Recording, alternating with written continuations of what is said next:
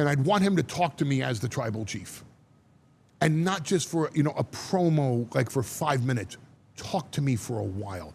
He's the best ever. That is what Paul Heyman said the night Brock Lesnar ended the Undertaker's undefeated streak at WrestleMania XXX, and the whole building went silent in shock. Heyman has stood next to some of the biggest legends wrestling has ever seen, and when he calls someone the best, people stop and listen. But here is the strange part. Heyman rarely gives out a clean official list of his 10 favorite wrestlers. Instead, he keeps praising the same 10 names again and again, in interviews, in shoot talks, and in the stories he tells about his own career. So today we are going to look closely at those 10 names, and we are going to ask a hard question. Is this really a list of the greatest wrestlers ever, or is it something else entirely? Something closer to a mirror held up to Heyman's own life in the business. Paul Heyman has done almost every job wrestling has to offer. He started as a teenage photographer, standing at ringside in Madison Square Garden, close enough to see every drop of sweat and every flinch of pain. From there, he became a manager, then a booker, then a promoter, then the architect of Extreme Championship Wrestling. Years later, he took charge of the acclaimed 2002 SmackDown era, and more recently, he helped build the bloodline story around Roman Reigns. Few people in wrestling history have touched this many eras, this many locker rooms, and this many careers, moving from one side of the curtain to the other, without ever losing his sharp instincts for what makes an audience lean forward in their seats. Along the way, Heyman built a very specific idea of what makes a wrestler great. He does not simply look at who can do the flashiest moves. He looks at emotional honesty. He looks at whether a performer can draw money and fill seats.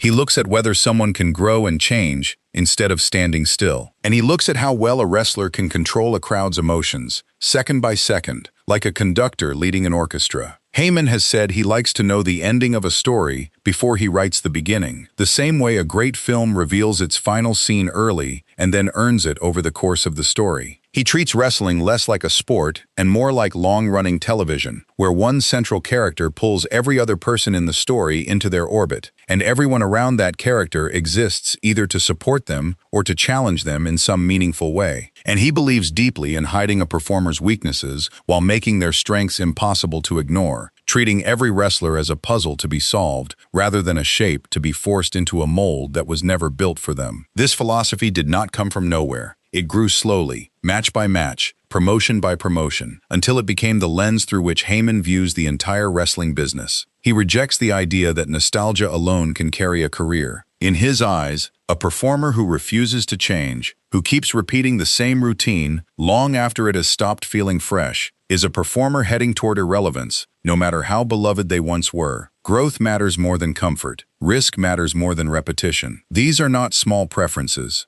They sit at the very core of how Heyman decides who deserves his highest praise. This is where the doubt begins. When you look closely at the 10 wrestlers Heyman praises most, you notice something. Many of them are not just wrestlers he admires from a distance. They are wrestlers tied directly to his own career, his own choices, and his own biggest wins. Rick Rude stood at the center of Heyman's dangerous alliance. Terry Funk gave Heyman's ECW its early credibility. Rob Van Dam became ECW's biggest homegrown star. Steve Austin found his voice inside Heyman's promotion. Kurt Angle thrived during Heyman's run on SmackDown. CM Punk became known as a Paul Heyman guy on national television. Brock Lesnar has stood beside Heyman for more than 20 years, and Roman Reigns became the centerpiece of Heyman's most celebrated modern story. Only a couple of names on this list sit slightly outside that inner circle, and even they connect back to Heyman in ways that are hard to ignore once you start looking closely. So before we meet these 10 men, keep one question in the back of your mind.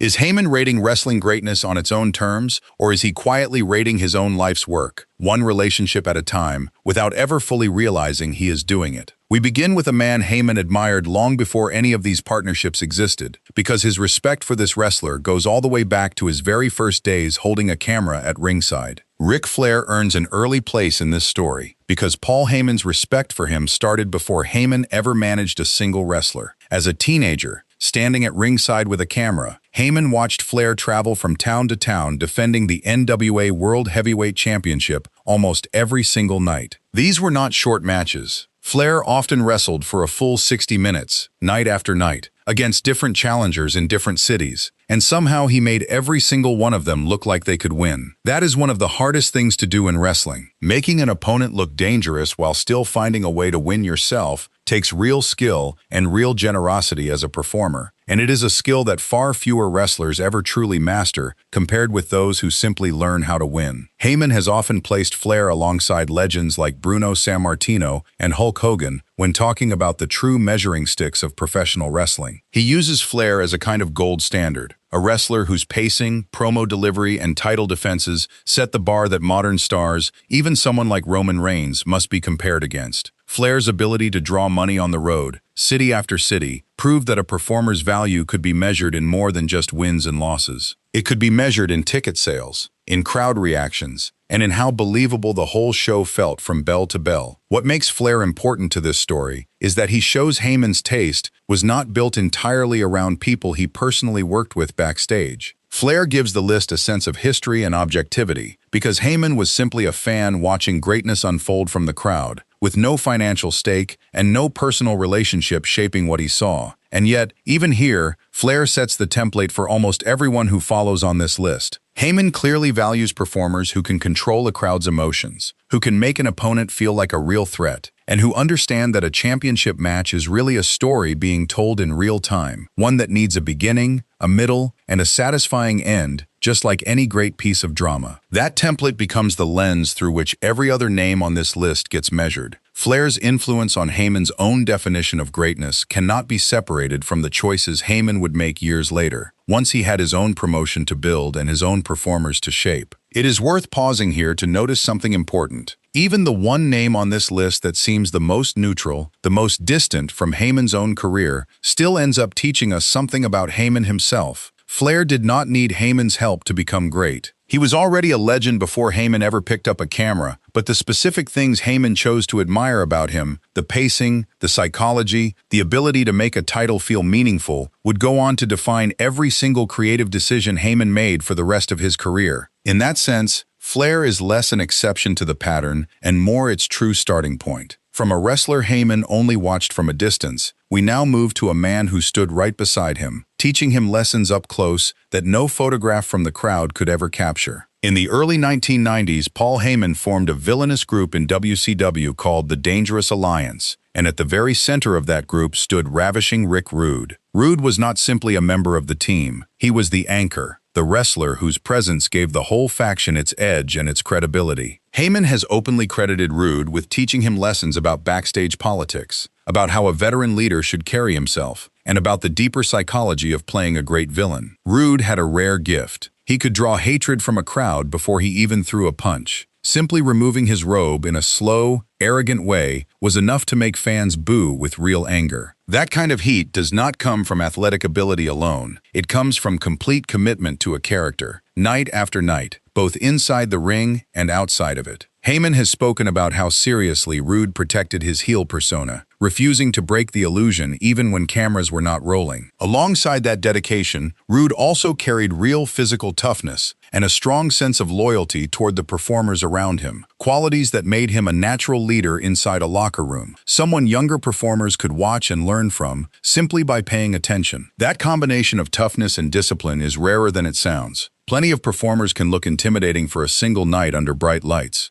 Far fewer can sustain that same intensity across years of touring, remaining consistent even when nobody outside the locker room is watching. Rude managed to do exactly that, and it is easy to see why a young Paul Heyman, still finding his footing as a booker, would have studied that consistency so closely. This is where Heyman's list starts to feel more personal. Rude was not a distant legend Heyman studied from a magazine or a photograph. He was a partner, a teacher, and in many ways a mentor figure during a formative stretch of Heyman's own career. The lessons Rude passed along about controlling a crowd through pure attitude clearly shaped how Heyman would go on to manage other dominant heel characters for decades afterward. None of this means Heyman's praise for Rude is dishonest. It is almost certainly sincere, but it does mean this is not the evaluation of a neutral historian looking back with clean distance. It is the memory of a student describing the teacher who shaped him, and that closeness is worth noticing as this list continues to unfold, name after name, pattern after pattern. Think about what it actually means for a young booker to be handed lessons like these by a performer he is actively working alongside every single week. Rude was not offering distant advice from a stage. He was demonstrating it live, night after night, inside the very faction Hayman had built around him. That kind of hands-on education leaves a mark that lasts far longer than any single match or angle ever could. When Hayman later built dominant heel characters throughout his career, he was, in a very real sense, still applying lessons Rude had taught him years earlier, which makes Rude's spot on this list feel less like an evaluation and more like a debt being repaid. From the man who taught Hayman how to lead a group of villains, we move to the veteran who helped Hayman prove that his own promotion could survive it all. Paul Heyman has said many times that Extreme Championship Wrestling might not have survived its earliest years without Terry Funk standing in its corner. Funk was already a legend by the time he arrived. He had been NWA World Heavyweight Champion, and his name alone carried weight in the wrestling world. When he agreed to step into brutal, hardcore matches against young and mostly unknown talent inside a small, struggling promotion, it sent a powerful message. If Terry Funk believed in this product, then maybe the wrestling world should pay attention too. What makes Funk stand out is his complete lack of ego. He did not need to be protected as an untouchable legend. He was willing to bleed, brawl, and sacrifice his body alongside performers who had almost no name recognition at the time. Wrestlers like Sabu, Shane Douglas, Tommy Dreamer, and the Sandman. By doing this, Funk helped lift them into stars, and in turn, those new stars helped build the very promotion that gave Funk a stage to keep reinventing himself. He did this across 5 full decades, refusing to let his career freeze in one single era. Hayman views Funk as close to the perfect example of passion without selfishness, a performer who understood psychology so deeply that he could pass real credibility onto anyone standing across the ring from him. But notice the pattern forming here. Funk's place in Hayman's memory is tied directly to ECW's survival, and ECW's survival is tied directly to Hayman's own legacy as a promoter. Funk validated Hayman's creative vision at a moment when almost nobody else believed in it. That kind of debt is not easily separated from objective judgment. It becomes personal, emotional, and deeply woven into the story Hayman tells about his own rise. None of this erases what Funk gave to the business. It simply reminds us that this list keeps circling back to Hayman's own history, one relationship at a time. Picture how fragile ECW must have felt in those earliest days. A small promotion with almost no money and almost no national attention, trying to convince the wrestling world it deserved to exist. Into that uncertainty walked a former world champion, willing to risk his body for performers nobody had heard of yet. That decision alone could have gone unnoticed, but it did not, because Funk's presence told serious wrestling fans that something real was happening in Philadelphia. Hayman has never hidden how much that mattered to him, and it is easy to understand why. A promoter's gratitude toward the man who helped save his company is bound to shape how that promoter remembers him forever, long after the matches themselves have faded from memory. From the veteran who gave ECW its credibility, we move naturally to the young star who became the promotion's biggest homegrown attraction, someone whose whole career Hayman helped shape around one simple idea: staying completely true to yourself. Rob Van Dam became the emotional center of Extreme Championship Wrestling as the promotion pushed toward national attention. Hayman quickly recognized that Van Dam had something rare, a mixture of martial arts striking, high-flying athleticism, and a laid-back charisma that felt completely natural rather than manufactured. Instead of trying to fit him into an old-fashioned wrestling mold, Hayman built matches, storylines, and entire pay-per-view cards directly around what made Van Dam different from everyone else on the roster, treating his unusual style as a selling point rather than something that needed to be sanded down and made to look more familiar. That decision paid off in a huge way. Van Dam held the ECW World Television Championship for an incredible 700 days, a reign built almost entirely on consistency, popularity, and crowd connection rather than constant title changes. Fans across the country embraced him, not because he was forced into a familiar archetype, but because he simply got to be himself on a national stage, and audiences responded to that authenticity immediately and powerfully. Hayman has described Van Dam as proof that a performer can win over an entire fan base without ever pretending to be something they are not. That belief tells us a great deal about how Hayman evaluates talent. He does not look for wrestlers who fit a strict corporate mold. He looks for wrestlers with something unique, and then he tries to protect and highlight that uniqueness, rather than smoothing it away. Van Damme's success is a perfect advertisement for this exact philosophy. When Hayman praises Van Damme, he is also quietly praising the booking instincts that made Van Damme a star in the first place, instincts that belong to Hayman himself. This is not a criticism of Van Damme's talent, which was completely real. It is simply another example of how closely Hayman's admiration for a wrestler lines up with admiration for his own creative choices. There is something almost circular about this particular case. Van Damme's laid-back charisma existed long before Hayman ever booked him for a single match. But it took a promoter willing to build around that charisma, instead of trying to erase it, for the wider wrestling audience to actually see it. So when fans remember Rob Van Dam as one of the most naturally beloved stars ECW ever produced, they are also, without necessarily realizing it, remembering a booking philosophy that refused to force square pegs into round holes. That philosophy has a name, and the name is Paul Heyman. From a star built on natural instinct, we now turn to the opposite kind of legitimacy entirely, an athlete who arrived from the world of amateur competition and learned professional wrestling faster than almost anyone in history. Kurt Angle brought something completely different into professional wrestling: real Olympic credibility. He had won gold as an amateur wrestler, and when he transitioned into the professional ranks, Hayman has said Angle picked up the craft faster than almost any athlete he has ever seen. That speed of learning is rare, because professional wrestling requires far more than physical skill. It demands timing, storytelling instincts, and the ability to connect emotionally with a crowd. And Angle developed all of it in a remarkably short period of time, closing a gap that normally takes performers years, sometimes entire careers, to fully overcome. During Heyman's creative run on SmackDown in 2002, Angle became one of the central figures in what fans still call the SmackDown Six, a group that also included Rey Mysterio, Edge, Chris Benoit, Eddie Guerrero, and Chavo Guerrero. Together, these performers built a show centered on intense,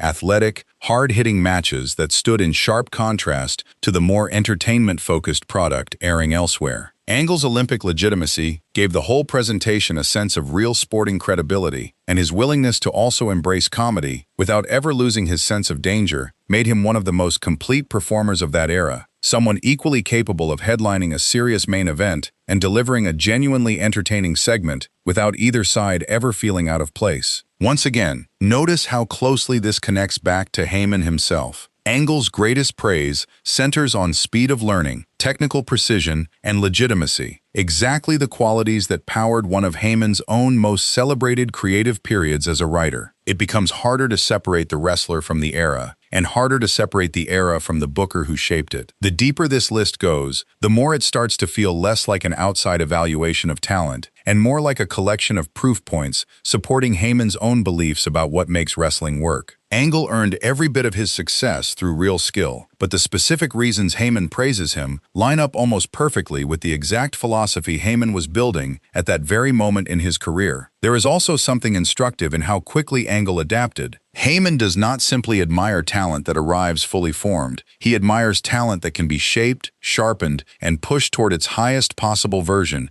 in a short amount of time, because that speed mirrors the way Hayman himself likes to work, building a story with urgency rather than letting it drift. Angle gave him a performer who could keep pace with that urgency step for step, and the results speak for themselves in how fondly that entire creative period is still remembered today. From an Olympic champion who mastered wrestling at astonishing speed, we move to a performer whose path to greatness ran directly through one of the most painful and personal moments of his career, a moment Hayman was standing right beside him for. Paul Heyman's relationship with Steve Austin actually began years before Austin became a global icon. In WCW, Hayman spotted potential in a performer known then as Stunning Steve Austin, placing him alongside Rick Rude and Arn Anderson to showcase his crisp technical ability and intensity in the ring. Even then, Hayman believed there was something special building underneath the surface, something that had not yet found the right outlet to fully come through. The real turning point came later, after Austin was released from WCW under difficult circumstances and arrived in ECW carrying real anger and real frustration. He was also nursing a triceps injury that made it hard for him to compete in full matches. Rather than pushing him into the ring anyway, Hayman handed him a microphone instead. He encouraged Austin to speak honestly, to vent his genuine feelings about how he had been treated by WCW management and by executive Eric Bischoff specifically. There was no polished script here, just raw, real emotion, delivered directly to a crowd that ate up every word. That short stretch in ECW became the creative incubator for what would eventually become the Stone Cold Steve Austin character, a persona built on authentic blue-collar anger rather than a manufactured gimmick. Heyman has praised Austin's sharp wrestling mind, his relentless work ethic, and his rare ability to channel real emotion into something audiences could feel in their bones. The research even describes the resulting persona as the single most profitable character in the history of professional wrestling. This may be one of the clearest examples in the entire list of Heyman's own fingerprints showing up inside another man's legacy. Austin's talent was completely real, and nobody can take that away from him. But the version of his story that Heyman treasures most is the version where Heyman himself created the space for real emotion to come pouring out. Praise for Austin becomes, in a very real sense, praise for Heyman's own instinct to hand a broken, angry performer a microphone and simply let him be honest. That instinct changed wrestling history, and it is impossible to separate the credit cleanly between the two men. Consider how differently this story could have gone. A different promoter, faced with an injured performer who could not wrestle a full match, might have simply left him off the card entirely. Heyman instead saw an opportunity where others might have seen a problem. He trusted that raw honesty, delivered without a script, could carry just as much weight as any high-flying move or technical sequence. That trust turned out to be one of the most important creative gambles in wrestling history, and Austin's gratitude toward that opportunity has shown up in interviews for decades afterward.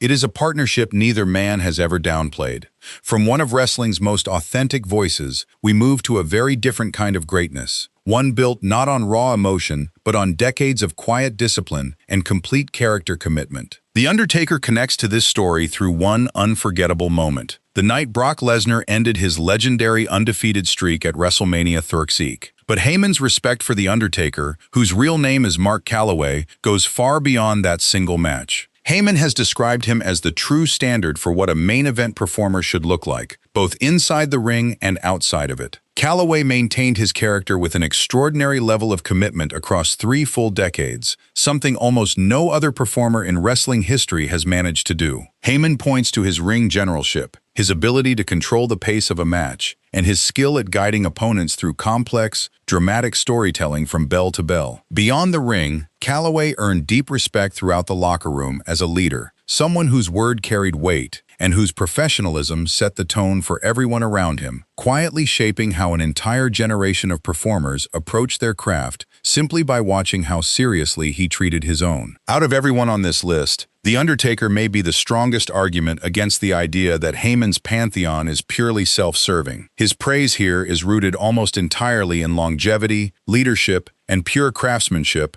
rather than any direct creative partnership with Heyman himself. And yet, even in this case, the connection back to Heyman's story is impossible to ignore completely. The most famous moment tying these two men together is the very match that ended Calaway's 21-year winning streak, a match won by another man who also appears on this very list, Brock Lesnar. In a strange way, that single night links almost every corner of Heyman's pantheon together at once, tying two legends and one defining career moment into a single, unforgettable image. From a symbol of quiet, decades-long discipline, we move to a very different kind of bond, a relationship built openly and proudly in front of millions of fans, one where the connection between wrestler and advocate became part of the storyline itself. CM Punk's relationship with Paul Heyman began years before either man became a household name, back in Ohio Valley Wrestling, where Heyman first noticed Punk's sharp promo instincts and his sense of authenticity that felt different from almost everyone else around him. At a time when the wider wrestling company was skeptical of Punk's style, Heyman pushed hard to get him recognized as legitimate main event talent, refusing to let a promising performer get lost simply because he did not look like a traditional corporate star. And that belief eventually paid off in dramatic fashion. Punk went on to hold the WWE Championship for 434 days, one of the longest reigns of the modern era, with Heyman serving publicly as his on-screen advisor. Their pairing became so well known that fans openly referred to Punk as a Paul Heyman guy, a phrase that captured the loyalty and creative trust between them. Heyman has compared their dynamic to old-school manager and champion pairings from decades earlier, relationships where a confident champion was elevated even further by a skilled vocal advocate standing at his side.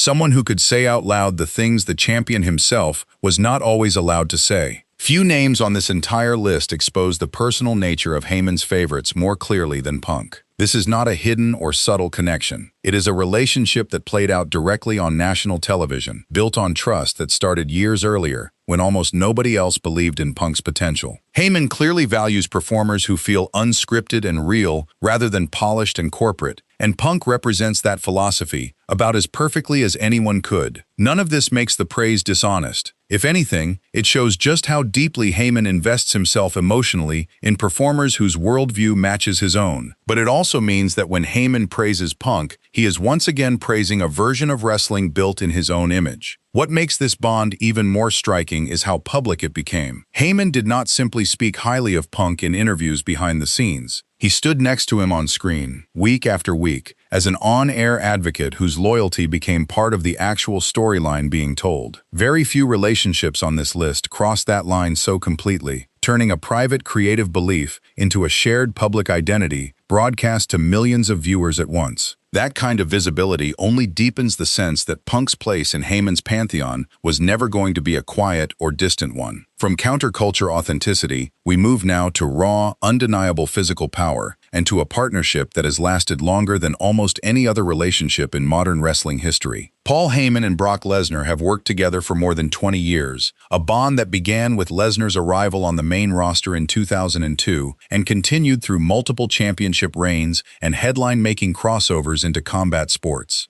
Heyman has called Lesnar one of the most physically gifted, legitimately intimidating, and underappreciated in-ring workers the business has ever produced. Lesnar's background gives his presentation a rare kind of believability. He was a Division I collegiate heavyweight champion and later a legitimate UFC heavyweight champion as well. That real combat pedigree made every match he competed in feel dangerous in a way that few other performers could replicate. The defining moment of his career, at least in Heyman's telling, remains WrestleMania XXX, when Lesnar ended The Undertaker's 21-year winning streak in front of a stunned and silent crowd. That single moment reshaped how fans viewed both men, and it cemented Lesnar as one of wrestling's biggest box office attractions for years to come, a status he has managed to hold on to through multiple returns and reinventions, rather than fading after just one unforgettable night. Heyman also praises Lesnar's underrated sense of timing and psychology, his ability to let an opponent build false hope before crushing it completely, a formula that kept him relevant near the top of the card for over 2 decades. Very few performers with that level of legitimate athletic credibility ever bother to learn the quieter, subtler side of the craft, and Heyman has always argued that this combination, real-world dominance paired with patient, deliberate storytelling, is what separates Lesnar from almost every other powerful, physically dominant attraction wrestling has produced across the decades. This may be the clearest possible collision between admiration and objectivity on the entire list. Heyman has spent more than 20 years as Lesnar's advocate, his mouthpiece, and his creative partner. That closeness gives him incredible insight into what makes Lesnar special. But that same closeness makes true neutrality almost impossible. Remember how this whole story began, with the streak-ending match that opened this video. That single moment sits at the very heart of why Lesnar occupies such a central place in Heyman's own version of wrestling history, and it sets the stage for the one performer Heyman appears to value above every other name on this entire list. And now we arrive at the wrestler Paul Heyman consistently places at the very top of his modern hierarchy, a performer whose story became inseparable from Heyman's own greatest creative achievement. Roman Reigns sits at the absolute peak of Paul Heyman's modern pantheon, and the reasoning behind that placement traces directly back to the Bloodline era, a story Heyman helped build and shape from the ground up. Heyman does not view Reigns simply as a talented in-ring performer. He views him as a rare, generational box office attraction, someone who reshaped how long-form wrestling storytelling could work on a weekly basis, turning what could have been a simple championship reign into a sprawling, multi-year narrative that fans kept returning to week after week. The transformation from a divisive, corporate-feeling babyface into the character known as the Tribal Chief stands out to Heyman as a masterclass in psychological storytelling. The narrative pulled from deep family history within the Anoa'i and Fatu wrestling dynasty, weaving generations of tension and legacy into a modern television product. Heyman has pointed to small, subtle details, quiet facial expressions, unscripted feeling dialogue delivered mid-match, and careful emotional manipulation, as evidence of a level of vulnerability rarely seen from a top champion. Comparing Reigns' dominant run to legendary peaks from athletes like Michael Jordan and Tiger Woods, Heyman argues that the championship itself stopped being a simple prop and became a central, living part of the story. In Heyman's eyes, this places Reigns alongside, or perhaps even above, historic figures such as Bruno Sammartino, Hulk Hogan, Ric Flair, and Steve Austin. This is where the video's central question reaches its sharpest point. Reigns represents nearly every single value Heyman holds dear as a creative mind. Long-term planning instead of quick payoffs. Serialized, character-driven storytelling instead of isolated matches. Real emotional manipulation instead of shallow spectacle. A single powerful lead character around whom every other storyline revolves. Constant reinvention instead of comfortable nostalgia. In other words, Roman Reigns may be the single clearest, most complete expression of everything Paul Heyman believes great wrestling should be. Now that we have walked through all 10 names, step back for a moment and look at the full picture together. A clear pattern connects every single wrestler on this list. Believability sits at the center of almost every choice, whether it comes from real athletic legitimacy like Brock Lesnar and Kurt Angle, raw emotional honesty like CM Punk and Steve Austin, or a natural, unforced personality like Rob Van Dam and Terry Funk. Reinvention shows up again and again as well, from Funk constantly rebuilding his character across 5 decades, to Austin transforming completely after his release from WCW, to Reigns evolving into the tribal chief years into his career. Mastery of crowd psychology ties the list together too, seen clearly in Rick Rude, Ric Flair, The Undertaker, Lesnar, and Reigns, all performers who understood how to control a room's emotions without relying purely on flashy athletic moves, choosing patience and timing over spectacle whenever the story called for it. 10 performers, 4 decades, and one consistent creative voice running underneath almost every single chapter. That is a rare thing in any industry, let alone one as unpredictable as professional wrestling. Heyman's pantheon may be personal, it may be biased in places, and it may never arrive as one clean, official countdown. But taken together, these 10 men tell a complete story about authenticity, reinvention, psychology, and loyalty. And that story happens to be the same story Paul Heyman has been living his entire career. So now it is your turn. Which wrestler on this list do you think Heyman got completely right? Is there a name here you would remove without hesitation? And who do you think deserves a spot that somehow got left out entirely? Drop your thoughts down in the comments below, and if you enjoyed this deep look into Paul Heyman's wrestling mind, make sure you like this video and subscribe for more.